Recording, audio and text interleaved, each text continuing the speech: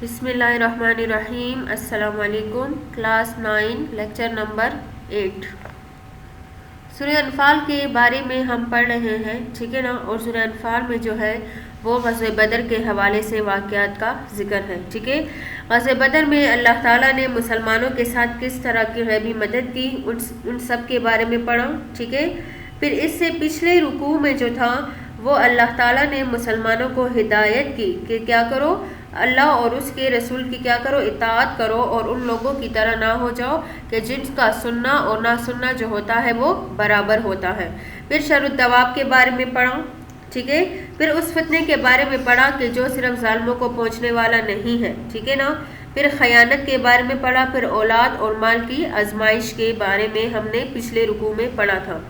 اب آج کے رکوع میں جو ہے ہم پڑھیں گے تقویٰ کے بارے میں، ٹھیک ہے۔ تقویٰ کا اصل مقصد جو ہے وہ ہے اللہ تعالیٰ سے ڈرنا، ٹھیک ہے۔ اب اس آیت میں مسلمانوں کو ہدایت دی گئی ہے کہ اگر آپ لوگ تقویٰ اختیار کرو گے، ٹھیک ہے، اللہ تعالیٰ سے ڈرو گے، گناہ اور ناپاکی سے پرہیز کرو گے، تو اس کے بدلے جو ہے اللہ تعالیٰ آپ لوگوں کو 3 انعامات سے نوازے گا، ٹھیک ہے نا۔ پہلا انعام جو ہے وہ ہے آپ لوگوں کو فرقان عطا کر دے گا۔ فرقان کا مطلب ہے حق اور باطل میں فیصلہ کرنے والا، یعنی اللہ تعالیٰ آپ لوگ کو ایک قلبی بصیرت عطا فرمائے گا، ٹھیک ہے، جو اللہ تعالیٰ کی رضا کی طرف ان کی رہنمائی کرتی رہے گی، ٹھیک ہے نا۔ دوسرا انعام جو ہے وہ ہے کہ آپ لوگ کے گناہوں کو چھپا دیا جائے گا، ٹھیک ہے۔ وَيُكَفِّرْ عَنْكُمْ، اور مٹا دیا جائے گا یا چھپا دیا جائے گا، ڈھانپ لیا جائے گا ان کے گناہوں کو کہ ان پر کسی کی نظر بھی نہیں پڑے گی، ٹھیک ہے۔ اور تیسرا انعام جو ہے وہ ہے کہ اللہ تعالیٰ جو ہے ان کے گناہوں کو معاف فرما دے گا، ٹھیک ہے۔ اور متقین کی ہر نیکی کا اجر اور ثواب جو ہوگا وہ دوہرا ہوگا، ٹھیک ہے نا۔ تو اس لیے ان کے بعد مغفرت اور بخشش کا بڑا انعام جو ہے ان کے ہاتھ میں دے دیا جائے گا۔ تو یہ 3 انعامات جو تھے یہ کس کے بارے میں ہے؟ یہ جو تقویٰ اختیار کرتا ہے۔ دیکھیں بسم اللہ الرحمن الرحیم، یا ایھا الذین آمنوا، اے ایمان والو، ان تتقوا اللہ، اگر تم ڈرو گے اللہ سے، یجعل لکم، تو وہ بنا دے گا تمہارے لیے فرقاناً، فرقان کا مطلب میں نے بتایا ہے نا کہ 2 چیزوں میں فیصلہ کرنے والا، ٹھیک ہے۔ وَيُكَفِّرْ، اور دور کر دے گا، عَنْكُمْ، تم سے، سیئاتکم، تمہاری برائیاں، ٹھیک ہے۔ وَيَغْفِرْ لَكُمْ، اور تمہیں بخش دے گا، وَاللَّهُ ذُو الْفَضْلِ الْعَظِيمِ، اور اللہ بڑے فضل والا ہے۔ اب اگلی آیت میں وَإِذْ يَمْكُرُ بِكَ الَّذِينَ، اس آیت میں کافروں کی ان خفیہ سازش کی تدبیر ہے، ٹھیک ہے، جو انہوں نے بنائی تھی جب اسلام آہستہ آہستہ پھیل رہا تھا اور مسلمان مکہ کے مشرکین کی تکلیفوں سے تنگ آ کر مدینہ ہجرت کرنے لگے اور ان کو وہاں پناہ ملی۔ اب کچھ قریش کو یہ خطرہ پیش ہونے لگا کہ محمد صلی اللہ علیہ وسلم نے اگر مدینہ ہجرت کی تو مسلمان جو ہے وہ ایک بڑی طاقت بن جائیں گے۔ چنانچہ سرداران قریش دار الندوہ میں جمع ہوئے اور اس خطرے کو ختم کرنے کے لیے تدبیریں کرنے لگے، ٹھیک ہے۔ اس میں شیطان بھی ایک بوڑھے شخص کے لباس میں تھا۔ ایک شخص نے کہا کہ آپ صلی اللہ علیہ وسلم کو زنجیروں میں جکڑ کر عمر قید کر لیا جائے۔ اس پر شیطان نے کہا کہ آپ کے ساتھی آپ کو چھڑا لیں گے۔ دوسرے شخص نے کہا کہ آپ کو جلا وطن کیا جائے، یعنی وطن سے نکال دیا جائے۔ اس پر شیطان نے کہا کہ آپ صلی اللہ علیہ وسلم کی زبان میں اتنی تاثیر ہے کہ باہر کے لوگ مسلمان ہو کر مکہ پر حملہ کر لیں گے۔ آخر میں ابو جہل نے یہ تجویز پیش کی کہ اس کا قصہ ہی ختم کر دیا جائے، یعنی محمد صلی اللہ علیہ وسلم کو شہید کر دیا جائے۔